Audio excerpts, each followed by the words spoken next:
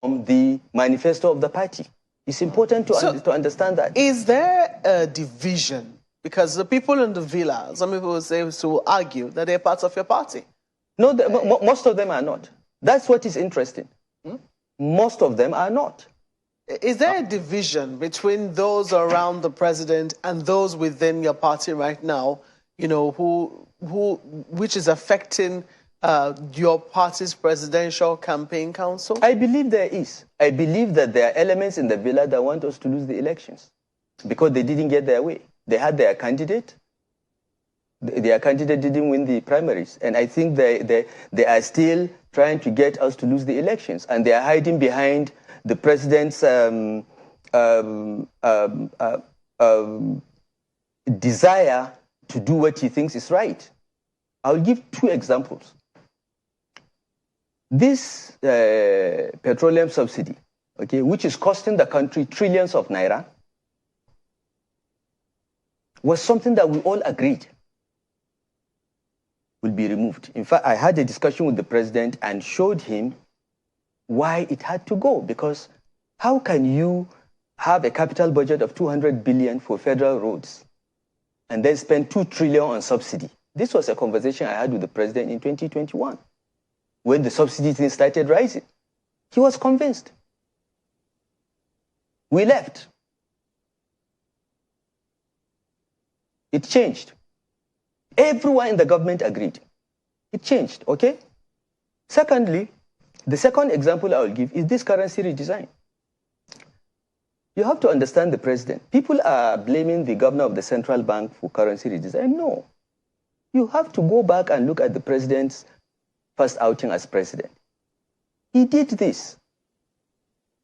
Buhari Idiagbon regime changed our currency and did it in secrecy with a view to catching those that are stashing away illicit funds. It's a very good intention, very clean intention. The president's heart is white, okay? But doing it at this time, within the time allotted, just doesn't make any political, economic or sense. And for such a program to work, okay, we have to be involved as governors, as subnationals. Because, look, in my state, there are 2 local governments without banks. In Borno State, out of 27 local governments, only 2 have banks.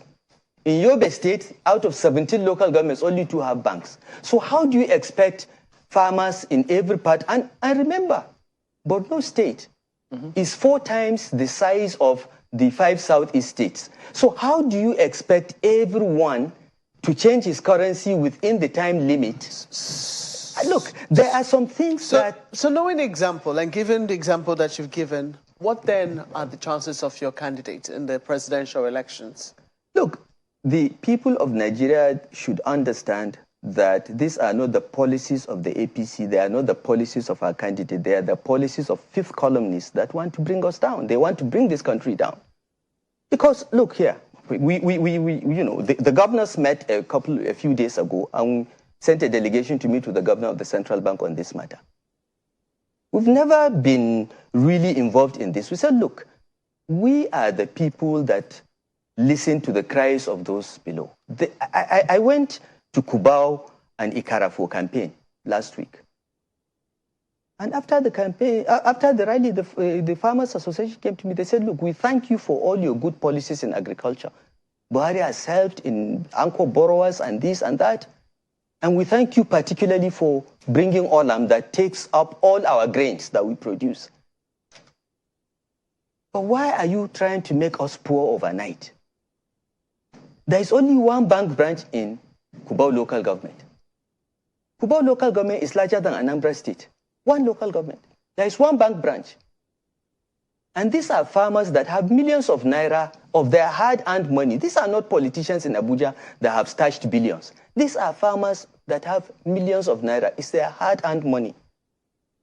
And they want to change it. And they have to travel 100 kilometers to the nearest bank branch. And on their way, there is a chance that bandits will even seize their money. How can that be done in a few months. It can't. So we went to the governor of the central bank. I said, look, extend this thing. And let's work together. Okay? The governors with security agencies, we provide vehicles to the banks and central bank. We go town to town, village to village, market to market, and say, come and change your money. We support the idea of redesign. We know that there are people with stashes of cash. We also want that mopped up. Okay? But we should not in the process make ordinary people suffer or ignite the anger of voters against our party as if it is our party's policy. It is not. All right. It is the policy of a few people.